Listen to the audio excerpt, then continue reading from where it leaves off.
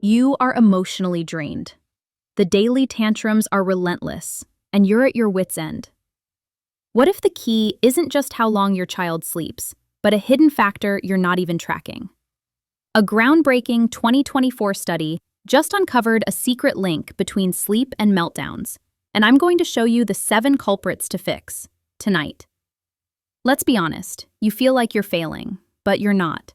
You're doing everything the books tell you to do. You're counting sleep hours. You have a rock-solid routine, and yet the meltdowns continue. It's incredibly frustrating. And you are not alone in this fight. Up to half of all preschoolers wake up at least once a night. But is just being tired the real villain here? Researchers were obsessed with this question. They wanted to know what truly separates a calm, happy child from one prone to meltdowns.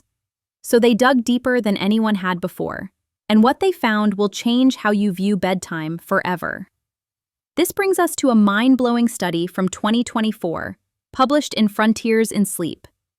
Researchers didn't just compare different kids to each other. That's been done. They did something far more powerful. They tracked 91 preschoolers over 6 months and looked at within-child changes. Think about that. They weren't comparing your kid to the neighbor's kid.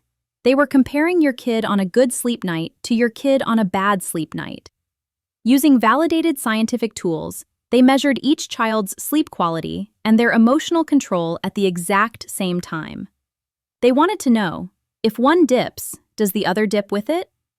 The finding was a thunderclap. It's a causal link. When a child's sleep quality dropped, their ability to manage their emotions dropped right alongside it. It's like a light switch. Poor sleep quality? Emotional control, off. Culprit 1. Prioritize sleep quantity over sleep quality. For decades, we've been fed one primary villain: not enough hours of sleep. The gospel was that preschoolers need 10 to 13 hours, and we use that clock as our only measure of success. But this new research confirms what so many parents have felt in their gut. The clock lies. The study found that sleep quality is a much better predictor of your child's emotional stability than sleep quantity. Let me explain it another way. A child who gets 10 hours of solid, deep sleep has a fully charged power bank for their emotions the next day. But a child who spends 12 hours in bed, tossing and turning and waking up, they have a power bank that's been plugged in all night but is still at 10%. The time in bed doesn't matter if the sleep itself isn't restorative. So instead of just being a timekeeper, you need to become a sleep detective. Start looking for the clues. How long does it really take them to fall asleep? Are they fighting bedtime? Do you find their sheets and blankets thrown all over the bed in the morning? Do they wake up crying? These are your signals. The hours might look good, but the quality is suffering. Realizing this is the aha moment. A well-rested child isn't just one who has been in bed long enough. They are one whose sleep was deep and truly healing. So if quality is the new goal, what's the first, most invisible saboteur we need to conquer?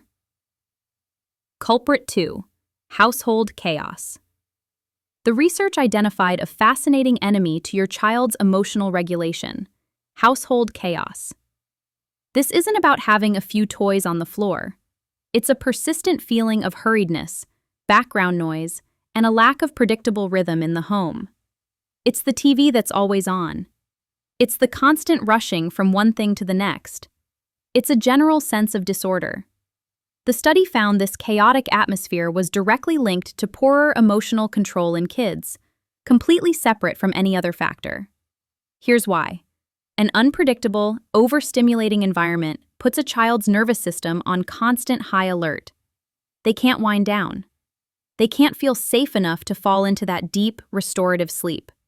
So even with a perfect bedtime, a chaotic evening can poison their rest before their head even hits the pillow. But here's the good news. This gives you incredible power.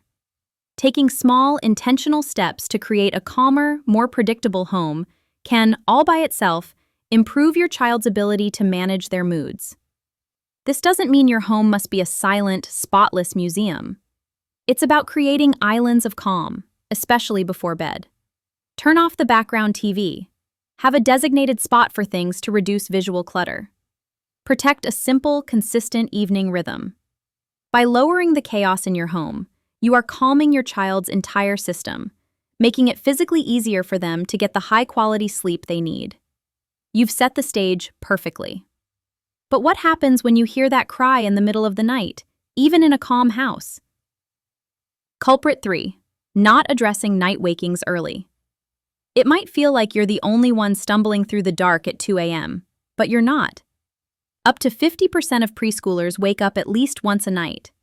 But just because it's common doesn't mean it's harmless. These wakings are a direct hit to sleep quality. The research is brutally clear here. A drop in sleep quality is immediately tied to a drop in emotional control. Every single time your child wakes up, their sleep architecture is shattered. They are ripped out of the deep, restorative stages of sleep their brain desperately needs to process emotions. This isn't a debt that builds over weeks. One night of broken sleep can torpedo the entire next day.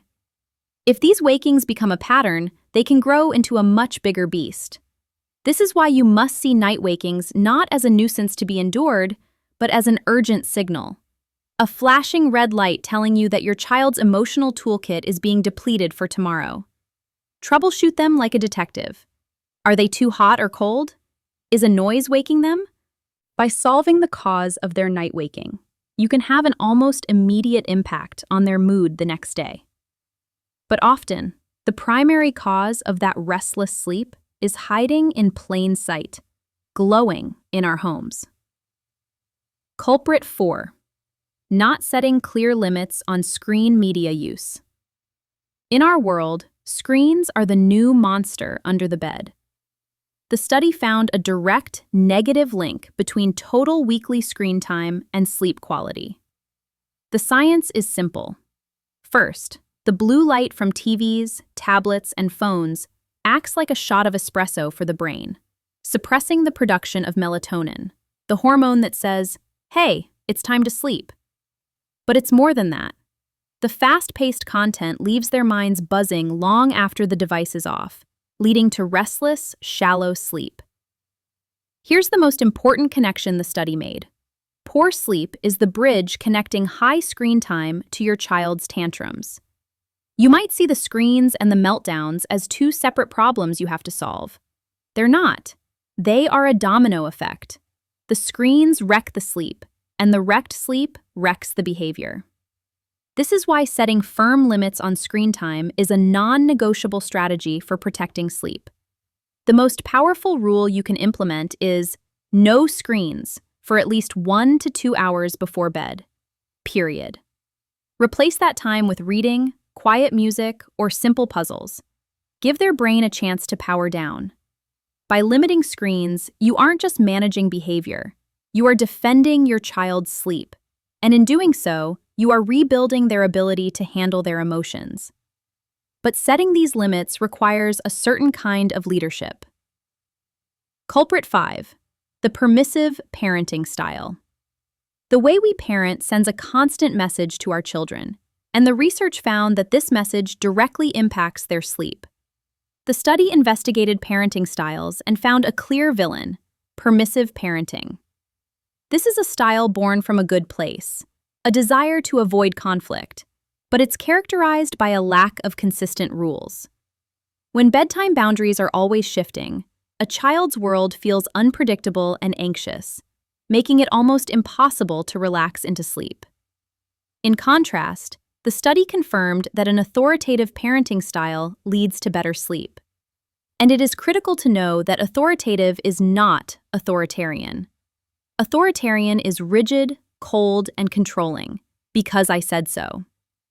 Authoritative parenting is about being both nurturing and firm. You are the calm, confident captain of the ship. You listen to your child's feelings and offer comfort, but the rule about bedtime is a non-negotiable anchor. This loving firmness and predictability tells your child's brain and body that they are safe, and it's time to rest. You eliminate the bedtime battles and anxiety that destroy sleep quality. This approach doesn't just set the stage for great sleep. It completely changes how you see the meltdowns when they do happen. Culprit 6. Not recognizing acting out as a potential sign of poor sleep. This is one of the most powerful mindset shifts this research gives us. It reframes how we see tantrums entirely. In preschoolers, emotional struggles don't look like quiet reflection. They look like externalizing behaviors: crying, yelling, hitting, becoming intensely frustrated over a broken cracker. Our first instinct is to see this as a discipline problem, as defiance. But this research forces us to ask a better question first. How did they sleep last night? That meltdown is not necessarily a choice. It's a physiological symptom. Poor quality sleep hobbles the prefrontal cortex, the part of the brain that's the CEO of impulse control and emotional management. When that part of their brain is offline, a tiny frustration feels like a massive crisis. Seeing acting out through this lens is a complete game changer. It instantly shifts your role from enforcer to compassionate detective. Instead of reacting with your own frustration, you can respond with empathy and a plan. I see you're having a really hard time right now. I know your sleep was broken last night. Let's work on getting you better rest tonight. You start addressing the root cause, the poor sleep, instead of just battling the symptom. And this moves you from being reactive to being proactive, which is the final, most important step. Culprit 7. Ignoring poor sleep hygiene. Everything we've discussed today leads to one single conclusion. You cannot be passive about your child's sleep. You must be proactive. The research makes it clear that early childhood is a critical window for developing emotional control. The sleep habits you build now will ripple for decades. In fact, the study notes that sleep problems in the preschool years can be a predictor of significant issues later in life, like adolescent substance use.